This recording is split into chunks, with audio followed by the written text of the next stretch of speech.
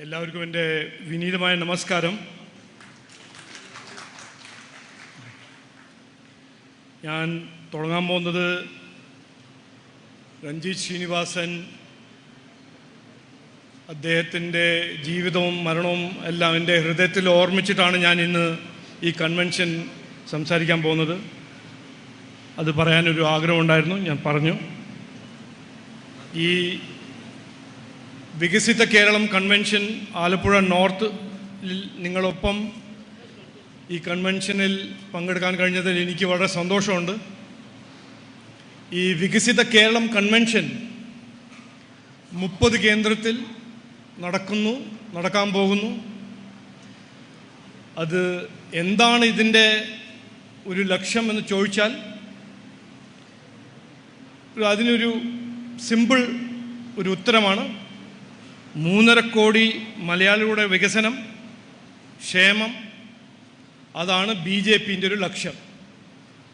അതിനെക്കുറിച്ച് സംസാരിക്കാനും ആ കാഴ്ചപ്പാടിനെ കുറിച്ച് ജനങ്ങളുടെ അടുത്ത് എങ്ങനെയാണ് എത്തിക്കേണ്ടത് അതിനെക്കുറിച്ച് സംസാരിക്കാനാണ് ഈ വികസിത കേരളം കൺവെൻഷൻ നടക്കുന്നത്.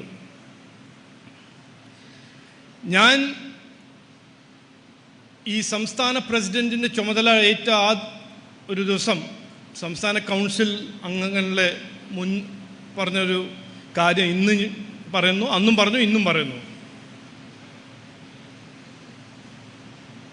BJP NDAക്ക് ഈ നാട്ടിൽ മാറ്റം കൊണ്ടുവരാൻ ഒറ്റ പാർട്ടിയാണ് ജനങ്ങൾ വിശ്വസിക്കുന്നു.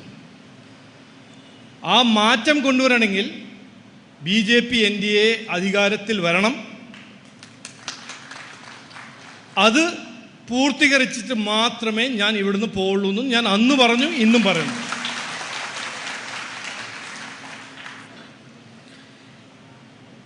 അപ്പോൾ ഈ വികസിത കേരളം എന്ന കാഴ്ചപ്പാട് എവിടുന്നാണ് വന്നിരിക്കുന്നത്, ഇതിൻ്റെ ബേസിസ് എന്താണെന്ന് ചോദിച്ചാൽ കഴിഞ്ഞ 10 കൊല്ലം നമ്മുടെ നരേന്ദ്രമോദിജി ചെയ്ത കാര്യങ്ങളും അദ്ദേഹത്തിൻ്റെ അധ്വാനത്തിൻ്റെ ഒരു ഫലമായി നമ്മൾ വികസിത ഭാരതം ഇന്ന് ചർച്ച ചെയ്യുന്നുണ്ട്. ഇന്ത്യയിൽ മാത്രമല്ല, മൊത്തം ലോകത്തിൽ ജനങ്ങൾ പറയുന്നു, പൊളിറ്റിക്കൽ ലീഡേഴ്സ് പറയുന്നു, ഈ ഇന്നത്തെ ഭാരതം ആ പഴയ ഭാരതമല്ല, ഇത് കുറച്ചു കാലത്തിൽ അതൊരു വികസിത ഭാരതമായി മാറുന്നു.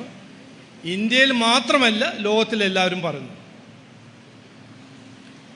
ഇതിനെക്കുറിച്ച് ഞാൻ പറയുന്ന മുമ്പ് ഇന്നലെ നമ്മുടെ നാട്ടിൽ ഒരു പ്രധാനപ്പെട്ട ഒരു പ്രോജക്റ്റിൻ്റെ ഉദ്ഘാടനത്തിന്